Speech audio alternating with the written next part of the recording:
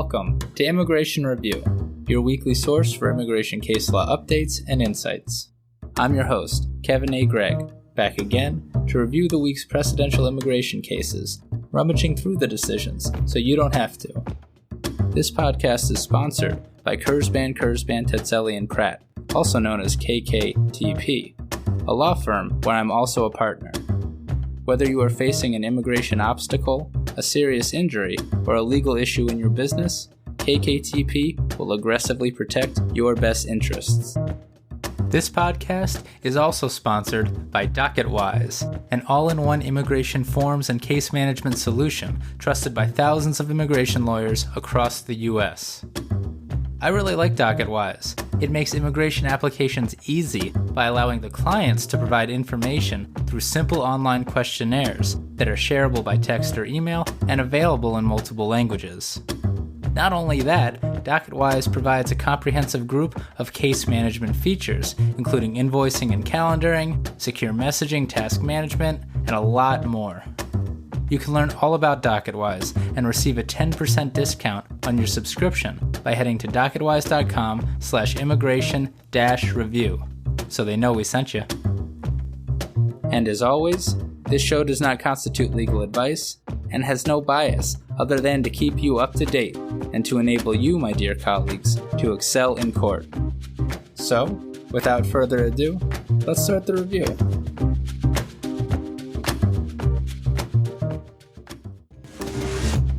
Happy Monday! Or if you're listening on a different day, happy that day.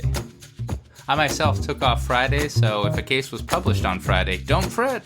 I'll get to it next week. Before getting to the cases, I thought I'd mention two important other cases that touch on immigration but that aren't really about removal defense.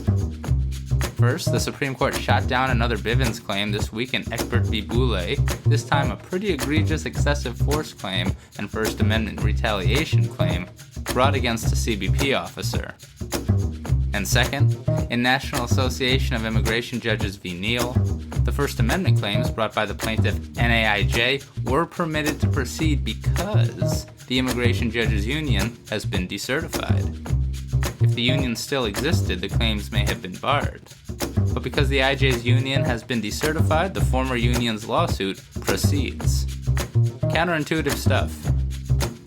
And with that, here are the cases.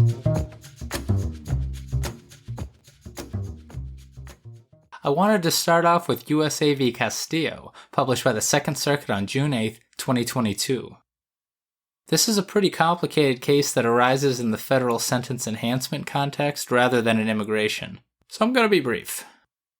In this case, the Second Circuit held that attempted second-degree gang assault in violation of New York Penal Law Sections 120.06 and 110 is not a crime of violence for federal sentence enhancement purposes because conviction does not require sufficient violent force. As that definition under the ACCA for a crime of violence is materially identical to the one used in immigration, cases like this can be quite important. Like I said, it's complicated. And while I can't review every sentence enhancement case because I'd go insane and I'd be unable to practice law myself, I want to highlight this case not just because the holding is good for non-citizen, but because of some of these quotes from the Second Circuit.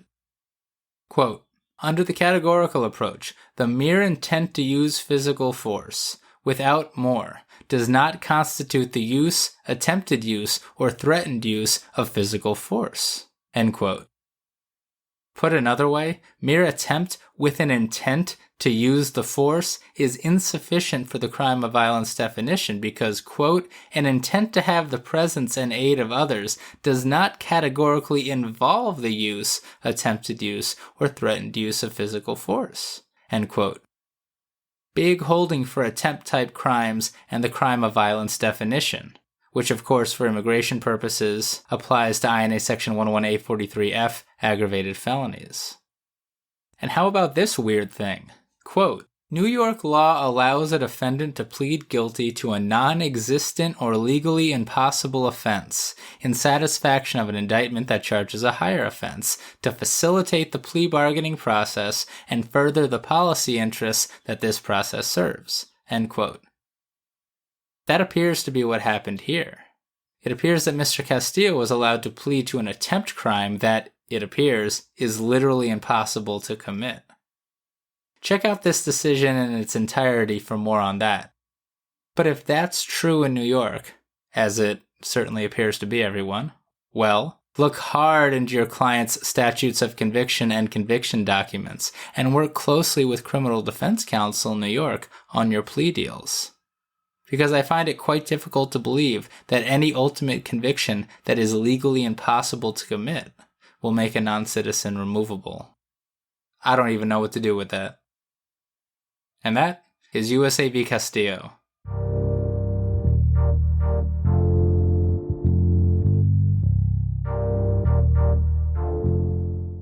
Next up is Flores-Alonso v. U.S. Attorney General, published by the 11th Circuit on June 6, 2022.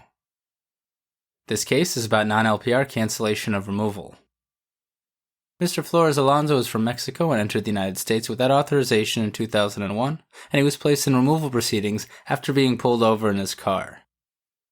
Mr. Flores-Alonso had been in the U.S. for over 10 years, he did not have disqualifying convictions, and he believed that his removal would cause exceptional and extremely unusual hardship to his U.S. citizen children.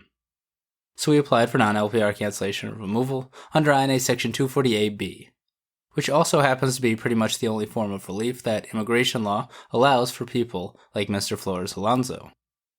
But it's not easy to get. Quote, although the BIA has not established a fixed definition of what constitutes exceptional and extremely unusual hardship, it has indicated that very serious health issues or compelling special needs in school are strong cases, while a lower standard of living or adverse country conditions in the country of return are usually insufficient in themselves to support a finding of exceptional and extremely unusual hardship, end quote. But in conducting the analysis, all hardships must be considered in the aggregate. Mr. Flores-Alonso argued that standard was met here.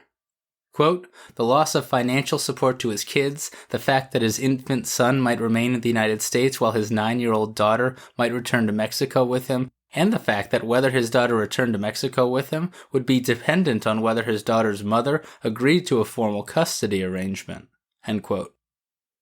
But the IJ and the BIA believed the high hardship requirements unmet here.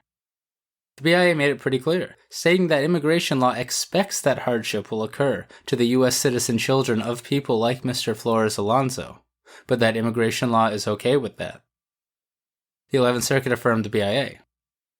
After Patel, the 11th Circuit cannot review any factual findings related to the denial of non-LPR cancellation or removal, and can only review anything related to this form of relief at all, if it's a legal or constitutional challenge. Mr. Flores-Alonso tried to do just that. He argued that the BIA failed to properly analyze the hardship to his daughter because the BIA misunderstood what was going to happen to his daughter if Mr. Flores-Alonso went to Mexico. But to the 11th Circuit, quote, the BIA held that Mr. Flores-Alonso's daughter would return with him to Mexico based on the immigration judge's fact-finding, and that factual finding is unreviewable on appeal, end quote. It doesn't matter how wrong the BIA was, or wasn't. It's unreviewable under Patel. That is the framework that the Supreme Court has now permitted, based on what it believes Congress wants. As to all of it, really, quote, sympathetic as we are to his plight, we are precluded from reweighing the hardship factors now, end quote. Mr. Flores-Alonso also argued that the BIA failed to render a reasoned decision, an excellent argument in the 11th Circuit, but one that the 11th Circuit did not buy here. To summarize, the BIA cited the correct legal standard and didn't obviously fail to consider all the hardships in the aggregate. Mr. Flores-Alonso lost his case, and if you disagree with decisions like this and would like Congress to change the law and Patel itself, donate to Immigrants List. Links in the show notes. And that is Flores-Alonso v. U.S. Attorney General.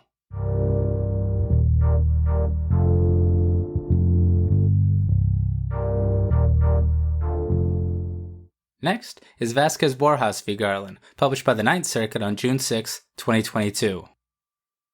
This case is about crimes involving moral turpitude. Mr. Vasquez-Borjas is from Honduras and has been in the United States without authorization for many years. When placed in removal proceedings, he applied for non-LPR cancellation of removal under INA Section 240AB, the relief just discussed, based on the hardship to his U.S. citizen child if Mr. Vasquez-Borjas was removed. The problem is that he was convicted of forgery in violation of Cal Penal Code Section 472, whereby he received 14 days in jail and 2 years probation. If that crime is a CIMT, he's ineligible for the relief, hardship notwithstanding. So is it? How should I know? Here's what the Ninth Circuit said. The categorical approach, of course, applies to the CIMT analysis. What's a CIMT? No one knows. But lots of panels believe that whatever it is, crimes that require fraud as an element, in all convictions, in all cases, in all jurisdictions, and on all planets, meet that definition. Mr. Vasquez-Borjas, of course, knew this, and so he argued strenuously that this was not the case here. Mr. Vasquez-Borjas was specifically convicted of, quote, misdemeanor forgery for possession of a counterfeit government seal, a social security card, that he knew was fake, end quote. Mr. Vasquez-Borjas' attorney argued that there were 3 ways to violate that statute, and one of them didn't require any showing of fraud at all. Namely, the attorney argued that one could be convicted by the prosecution simply by the prosecution showing that 1, quote, possession of a forged or counterfeit seal or impression, 2, the accused possessed a forged or counterfeit seal with knowledge that it was counterfeit, and then willfully concealed the seal's counterfeit nature. Apparently, as so specified, that does not include an intent to defraud. And maybe that's a CIMT, maybe it's not. It does not matter, because the Ninth Circuit said that that's not actually how California courts have interpreted this statute. Rather, California courts have held that forgery, including this one, quote, has 3 elements: a writing or subject of forgery, the false making of the writing, and intent to defraud, end quote. Of equal importance, the Ninth Circuit didn't agree with Mr. Vasquez-Borjas' reading of the statutory text. Mr. Vasquez-Borjas couldn't find any case to support his reading, and the California jury instructions confirm that the intent to defraud is required to convict. All devastating to Mr. Vasquez-Borjas' CIMT argument. So it's a CIMT. Nevertheless, there is, quote, an exception where the person has committed only one crime, the maximum penalty for which did not exceed 1 year, and the sentence imposed did not exceed 6 months, end quote. That's the INA Section 212A2A petty offense exception. And it looks like Mr. Vasquez-Borjas' conviction might have met that definition here, but his attorney, or perhaps he himself pro se, did not make the argument before the immigration judge or the BIA. Devastating. Because for that reason, and even if true, the Ninth Circuit wouldn't analyze the issue, deeming the petty offense exception argument unexhausted. Alas. So Mr. Vasquez-Borjas did not succeed. And I've got something more on exhaustion to exhaust.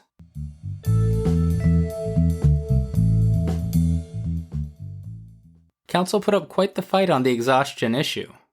For example, in Abib v. Gonzalez, published by the Ninth Circuit in 2005, the Ninth Circuit held that if an IJ addresses an issue, but the respondent doesn't argue it to the BIA, and then the BIA affirms the IJ's entire decision, as often happens, the non-citizen can still challenge the issue before the Ninth Circuit, notwithstanding the non-citizen's failure to bring it before the BIA. Big holding to remember in the Ninth Circuit. Not the case here because Mr. Vasquez-Borjas did not make the argument before the IJ, but good to know. And that is Vasquez-Borjas v. Garland.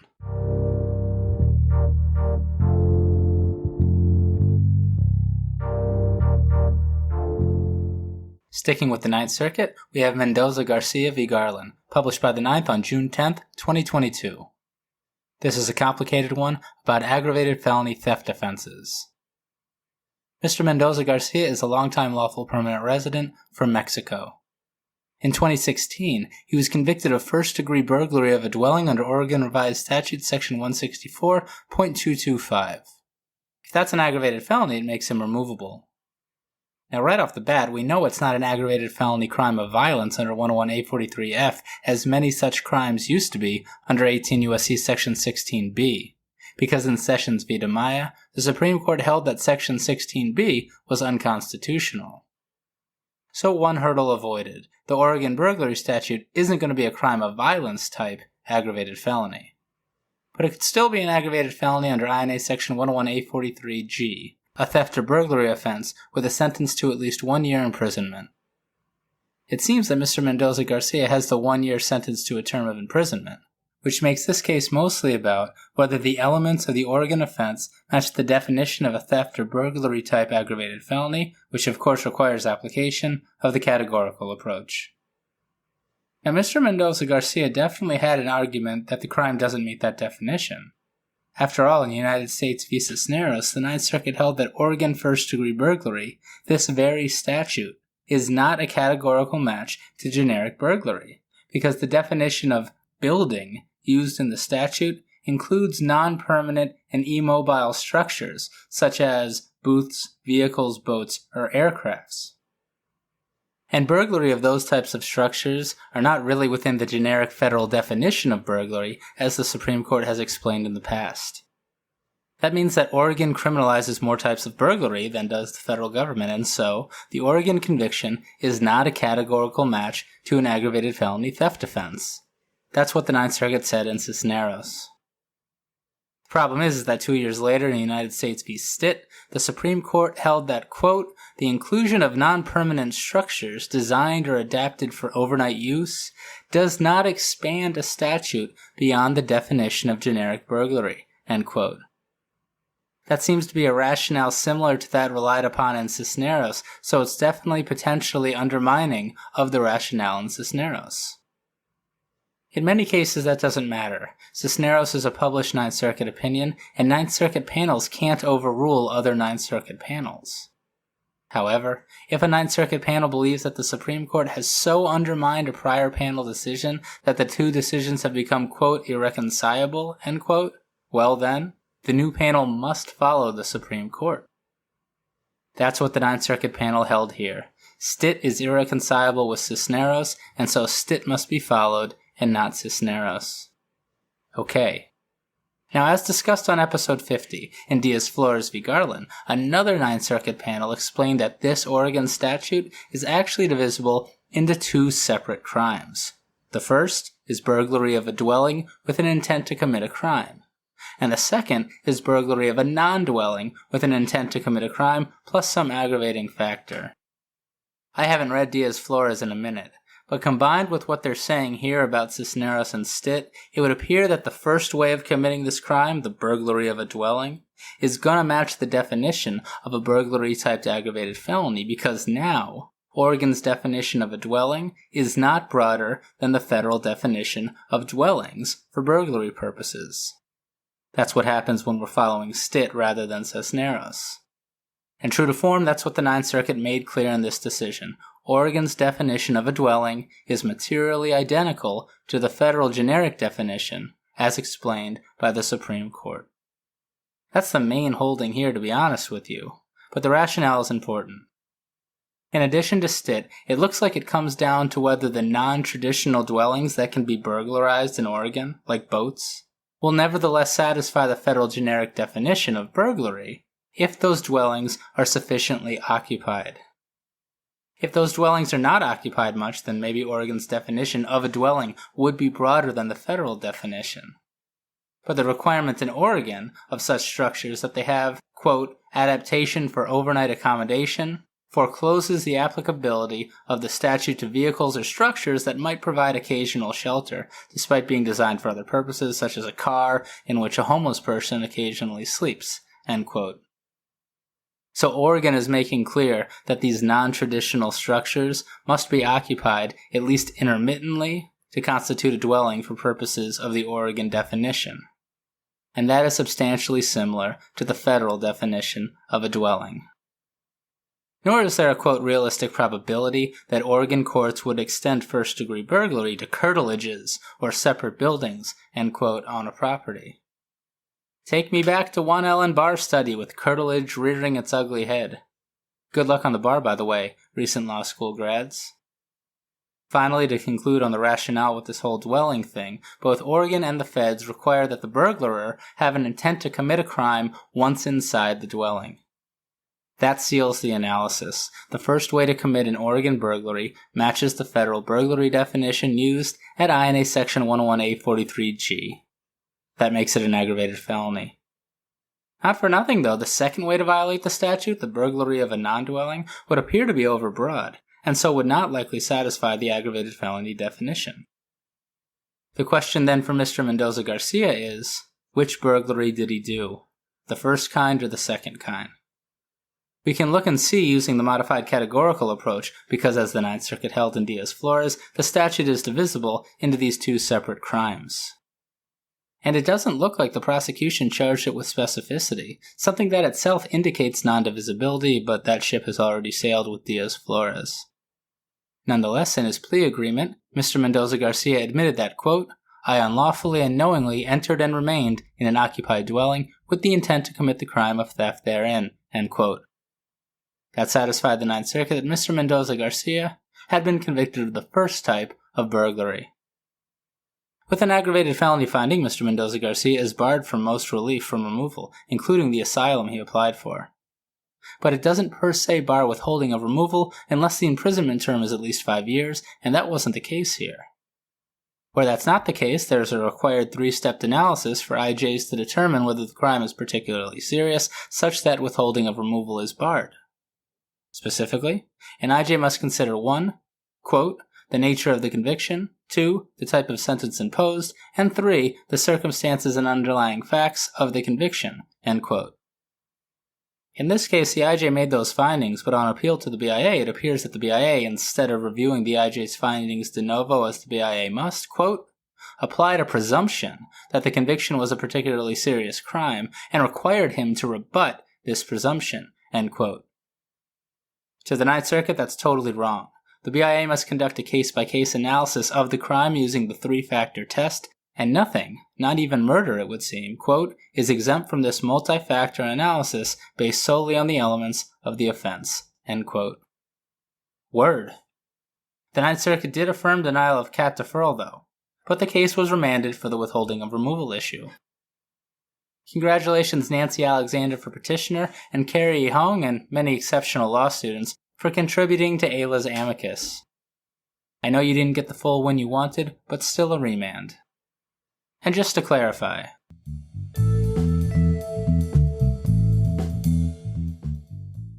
back to the aggravated felony thing, because actually whether Mr. Mendoza-Garcia was sentenced to a term of imprisonment of at least 1 year was disputed. Mr. Mendoza-Garcia argued that the 55 months he received could have simply been sanctions of some sort rather than actual incarceration. If true, it couldn't have been an aggravated felony because this specific aggravated felony under 101A43G requires a term of imprisonment sentence of at least 1 year.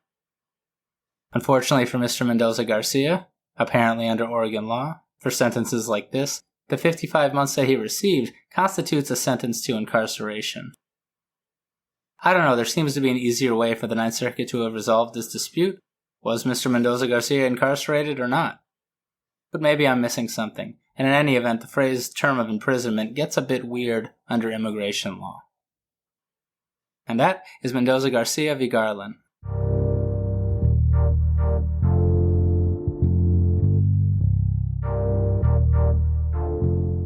Gonna head on over to the Fifth Circuit now for some back-to-back for immigration. The first being Fosu v. Garland, published by the Fifth on June 7th, 2022.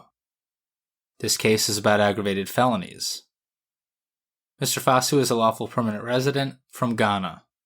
But 11 years after his admission as an LPR, he was convicted of conspiracy to commit bank and wire fraud in violation of 18 U.S.C. Section 1349, and he was sentenced to 1 year and 1 day of imprisonment in order to pay over $200,000 in restitution. That fact pattern is a somewhat classic INA Section 101A43U aggravated felony charge. That is, a conspiracy to commit a different aggravated felony, here, INA Section 101A43M. That latter aggravated felony that Mr. Fosu is alleged to have conspired to commit describes a, quote, offense that involves fraud or deceit in which the loss to the victim or victims exceeds $10,000, end quote. The IJ and the BIA found that Mr. Fosu was removable and denied all forms of relief and protection that he applied for. It appears that Mr. Fasu represented himself here on petition for review before the Fifth Circuit, and it appears that he remained detained during the proceedings. I say this because his petition for review to the Fifth Circuit was actually 1 day late, even though it was timely postmarked. And Oil argued to give him a break. It argued that because of the, quote, prison mailbox rule, end quote, the Fifth Circuit should still deem Mr. Fasu's petition for review timely. And the Fifth Circuit agreed. Under the prison mailbox rule, an inmate's filing, quote, is timely if it is deposited in the institution's internal mail system on or before the last day for filing, and it contains a compliance certificate of service or evidence showing that the date it was deposited and the postage was paid, end quote. All of that happened here. And even though this rule arises in criminal proceedings, quote, the prison mailbox rule applies to pro se detainees in immigration proceedings, end quote. Might not apply to represented detained non-citizens, but apparently that was not the case here, so on to the merits of the case. Mr. Fasu, again apparently pro se and arguing one of the more complicated issues in all of crimmigration, argued that the IJ and the BIA erred in finding him removable because the $200,000 plus that he was ordered to pay in restitution was not tethered to any fraud or deceit conviction, as the aggravated felony provision requires. But that's not what the BIA held below. The BIA held that the $200,000 restitution order was directly tethered to the conspiracy to commit wire fraud conviction. Wire fraud involves fraud, and the amount is much greater than $10,000. The Fifth Circuit didn't find any error in that analysis. After all, at least in the Fifth Circuit, quote, when determining the losses to victims, the IJ can rely on sentencing-related material, including a restitution order, end quote. Mr. Fasu also argued that his counsel below was ineffective, but Mr. Fasu never argued that before the BIA, so the Fifth Circuit deemed the argument unexhausted. As it doesn't appear that Mr. Fasu really provided cognizant challenges to the denial of withholding and cat protection on the merits, the Fifth Circuit affirmed the removal order. And that is Fasu v. Garland.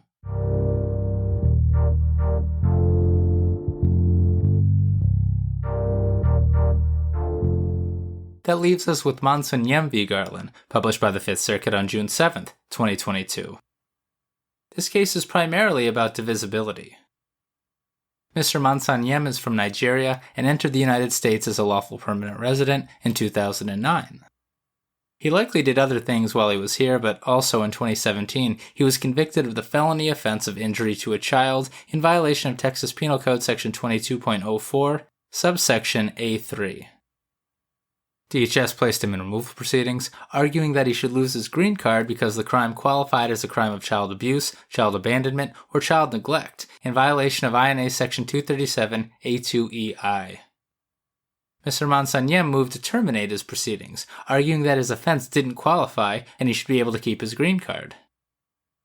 In essence, he argued that subsection A3 was a means of committing a Texas Penal Code Section 22.04 offense rather than a separate crime in and of itself, meaning that the legal focus under the categorical approach must be on Texas Penal Code Section 22.04 as a whole. And that statute, read as a whole and not with its individual subsections, permits convictions for injuries to other people besides children, like the elderly or the disabled. Don't get me wrong, not great, but certainly not crimes of child abuse. The IJ disagreed and then denied Mr. Monsoniem's application for LPR cancellation of removal under INA Section 248A. Although no hardship is required for that form of relief, the IJ appears to have believed that Mr. Monsoniem didn't warrant the relief as a matter of discretion. The BIA affirmed, and then so did the Fifth Circuit. And before the Fifth Circuit, like Mr. Fasu before him, Mr. Monsoniem represented himself. A wild thing for anyone to have to do. First, the Fifth Circuit held that the IJ was permitted to analyze whether Texas Penal Code Section 22.04 was divisible into separate subsections and separate crimes, even though it appears that DHS did not make the argument. Unsurprising to me, that is kind of what IJs are for. Quote, when an issue or claim is properly before the court is not limited to the particular legal theories advanced by the parties, but rather retains the independent power to identify and apply the proper construction of governing law, end quote. And that's the Supreme Court talking.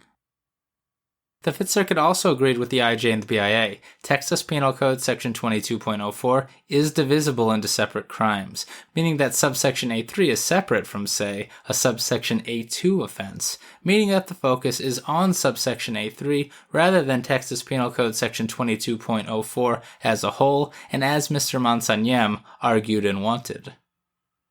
The Fifth Circuit reached this holding for many reasons. First, it believed it probative that a, quote, affirmative defense provided in subsection 22.04 AM suggests that the statute is divisible as to victim classes, end quote. This is interesting to me because BIA and circuit precedent often state that affirmative defenses do not apply to the categorical or modified categorical analysis. But here the Fifth Circuit is applying it first and foremost. Seems like the BIA used this logic too. I shall remember. That wasn't all, of course. Texas state case law also indicates that the statute is divisible, although not conclusively. According to the Fifth Circuit, the jury instructions also support divisibility, as those instructions indicate that a jury must conclude that the accused harmed a child, elderly person, or a disabled person, and then fill in the blank with one of those three, and only three, classes of people.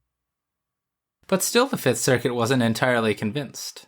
So it applied the Mathis peak, looking at Mr. Monsagnem's conviction documents themselves, to see that he was charged with violating, quote, injury to a child pursuant to section 22.04a, end quote. Honestly, still not the strongest stuff, as even the indictment didn't list a subsection A3 charge. But all told, it was enough to find that the statute is divisible and that Mr. Monsagnem was convicted of violating the portion that applies only to children.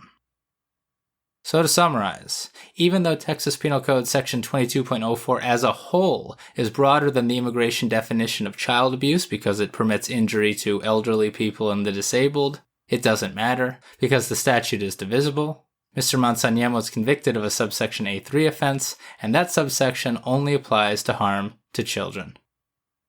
Therefore, Mr. Monsagnem is removable. As to cancellation of his removal, well, it appears that Mr. Monsagnem didn't sufficiently argue the issue before the Fifth Circuit when he was representing himself pro se. And in any event, he probably would have run headfirst into Patel and its jurisdiction review bar of such issues in almost all cases. But don't forget,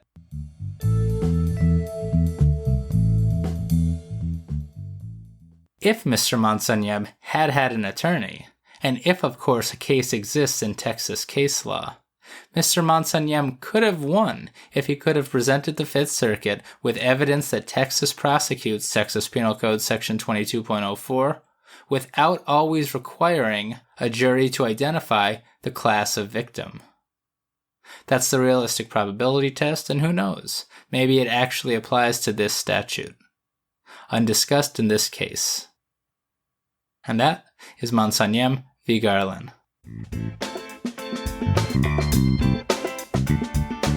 So there you have it. You're all caught up with the past week's published immigration cases. I'm Kevin A. Gregg, a partner with the law firm Kurzban, Tetzelli & Pratt, and this has been another episode of Immigration Review. Thank you for listening, and I hope you enjoyed it. If you did, please share it with a friend and rate and review us. Each review helps new listeners find the show. And of course, subscribe to Immigration Review wherever you get your podcasts. If you like what we do and want to become a patron of the show, please check out our Patreon page at www.patreon.com/Immigration Review, or click on the link in the show notes. And if you're interested in an official Immigration Review CLE certificate for 5 credit hours, email me at kgreg@kktplaw.com with your full name and the episode numbers for the 10 shows you've listened to. Also, feel free to email me with questions, comments, or anything at all. And follow the show on Instagram and Facebook @Immigration Review, and send us a tweet at IMReview. That's IMM Review. I'll be back next Monday for a brand new discussion. Until then, I'm Kevin A. Gregg, bringing you the Immigration Review.